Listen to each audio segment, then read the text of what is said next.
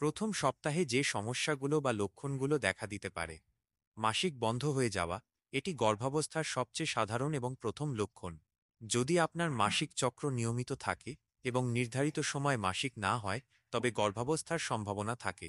ক্লান্তি ও দুর্বলতা, হরমোনের পরিবর্তনের কারণে শরীর স্বাভাবিকের চেয়ে বেশি ক্লান্ত ও দুর্বল অনুভব করতে পারে।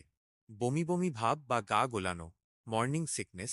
যদিও এটিকে মর্নিং সিকনেস বলা হয়, তবে এটি দিনের যে কোনো সময় হতে পারে। হরমোনের মাত্রা বৃদ্ধির কারণে বমি বমি ভাব বা বমি হতে পারে। স্তনে ব্যথা বা ফোলা ভাব, হরমোনের প্রভাবে স্তন ফুলে যেতে পারে। ভারী লাগতে পারে বা চাপ দিলে ব্যথা অনুভব হতে পারে। স্তনবৃন্তের চারপাশের অংশও গাঢ় হতে পারে। ঘন ঘন প্রস্রাব, শরীরে তরলের মাত্রা বেড়ে যাওয়ায় এবং জরায়ু বড় হতে শুরু করায় মূত্রাশয়ের ওপর চাপ সৃষ্টি হয়, ফলে ঘন ঘন প্রস্রাবের বেগ আসতে পারে। পেটে হালকা খিঁচুনি বা অস্বস্তি, অনেকেরই পিরিয়ডের ব্যথার মতো তলপেটে হালকা মোচড়ানো ব্যথা বা পেট ফাঁপা লাগতে পারে। এটি জরায়ুতে ভ্রূণ রোপণের কারণে হতে পারে। হালকা রক্তপাত, ইমপ্লান্টেশন ব্লিডিং, কিছু মহিলার ক্ষেত্রে ডিম্বাণু জরায়ুতে রোপণের সময় খুব হালকা রক্তপাত হতে পারে, যা মাসিকের চেয়ে হালকা এবং সাধারণত গোলাপি বা বাদামি রঙের হয়।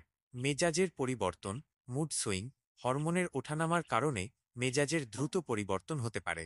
খাবারে অরুচি বা তীব্র আকাঙ্ক্ষা, কিছু খাবারের প্রতি হঠাৎ করে অরুচি দেখা দিতে পারে, অথবা নতুন কোনো খাবারের প্রতি তীব্র আকাঙ্ক্ষা জন্ম নিতে পারে।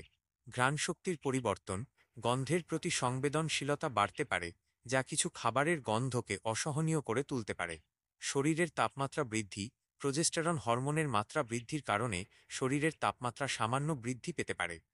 যদি আপনার এই ধরনের কোনো লক্ষণ দেখা দেয় এবং আপনি গর্ভবতী হওয়ার সম্ভাবনা মনে করেন, তাহলে একটি প্রেগন্যান্সি টেস্ট করে নিশ্চিত হওয়া উচিত এবং চিকিৎসকের পরামর্শ নেওয়া উচিত।